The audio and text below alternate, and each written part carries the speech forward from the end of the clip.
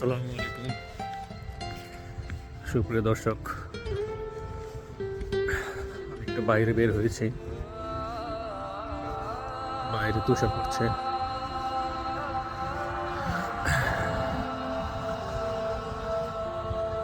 চারপাশে তুষার পড়ে রাস্তাঘাট সব নেশাঘাট হয়ে গেছে। আমাদের দেশে যারা আসলে আমাদের দেশে তো তুষার পড়ে না, তো তুষার আসলে দেখতে যতটা সুন্দর তার চেয়ে কিন্তু বেশি ভয়ানক। অনেক ঠান্ডা, আর দেখেন রাস্তাঘাটের কি অবস্থা দেখছেন, চারপাশে তুষার আর তুষার, তুষারের রাস্তাঘাট সব ভরে গেছে। আমাদের দেশে বিশেষ করে কাদামাটিতে হাঁটতে আমাদের যেমন খুব খারাপ লাগে এবং খুব কষ্ট হয়, এই তুষারের উপরে হাঁটতেও ঠিক সেম, রাস্তাটা অনেকটা পিচ্ছিল হয়ে যায়, খুবই কষ্ট। বিশেষ করে যাদের জুতার গ্রিপ কম তাদের হাঁটতে খুব সতর্কতা অবলম্বন করতে হয়। প্রচুর ঠান্ডা। আমি যে মোবাইলটা ধরে ভিডিও করছি, আমার হাত প্রচণ্ড ঠান্ডা হয়ে গেছে। এভাবে বেশি না, আধা ঘন্টাও না, মনে হয় 15 থেকে 20 মিনিট যদি আমি বাইরে এভাবে রাখি, তাহলে কিন্তু আমার হাতের রক্ত চলাচল পুরো বন্ধ হয়ে যাবে। খুবই খারাপ অবস্থা। তুষারের পরিমাণ এখন একটু কম, খুব ছোট ছোট আকারে পড়তেছে। গতকাল রাত থেকে শুরু হয়েছিল তুষার পড়া, যার কারণে রাস্তাঘাট যা আছে সব সাদা হয়ে গেছে তুষারে।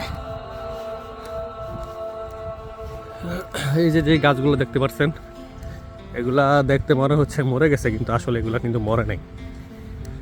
শীতকাল আসলে এগুলোর পাতাগুলো ঝরে এগুলো এইভাবেই থাকে। পরে যখন শীতকাল শেষ হয়ে যায় তখন এই গাছগুলোতে আবার নতুন করে পাতা হয়। পাতা হওয়ার আগে ফুল হয়, আর সেই ফুলগুলো হচ্ছে চেরি ফুল, আর এগুলো হচ্ছে সেই চেরি ফুল গাছ।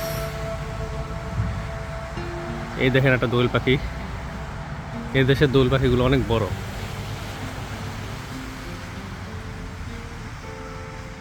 অনেক বড়। পাশে একটি খাল।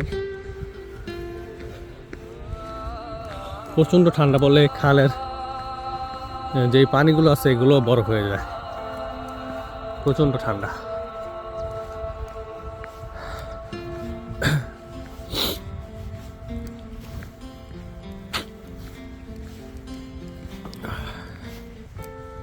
ঠান্ডায় জমে যাইতেছে। এখানে আসলে দক্ষিণ কোরিয়া আসলে খুব সুশৃঙ্খল। এদের আইন কানুন, এদের আইন যেমন প্রখর, আইনের সাথে সাথে এদের কাজগুলো খুব দ্রুত বাস্তবায়ন করে। যে ওটা হচ্ছে রোড, ওখান দিয়ে গাড়ি চলাচল করে, আর এটা হচ্ছে শুধুমাত্র মানুষের হাঁটার জন্য তৈরি করছে। অথচ আমাদের দেশে ঠিক সেম এই টাইপের একটা রাস্তা গাড়ি চলাচলের জন্য অনেক গ্রামে এবং মফস্বল এলাকায় দেখা যায়।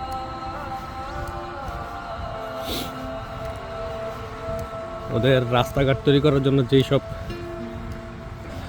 আর্থিক যে অর্থ ওরা বাজেট করে সেগুলো সম্পূর্ণটাই কাজে লাগায়।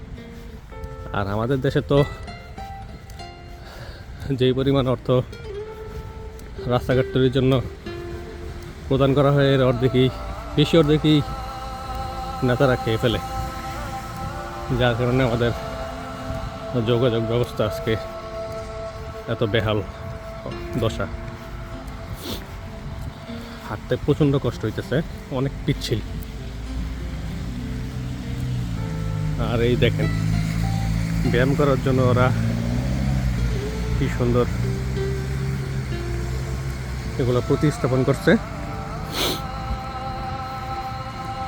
সবাই এসে এখানে ব্যায়াম করে এবং বসার জন্য কি সুন্দর সিট।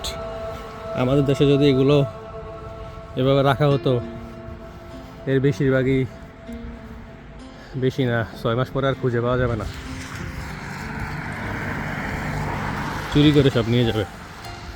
আসলে সরকারের দোষ, শুধুমাত্র সরকারের দোষ দিয়ে লাভ নেই, আমাদের জনগণকেও অনেক সচেতন হতে হবে এবং সুশৃঙ্খল হতে হবে, তাইলেই কিন্তু আমরা আমাদের দেশকে এগিয়ে নিয়ে যেতে পারবো।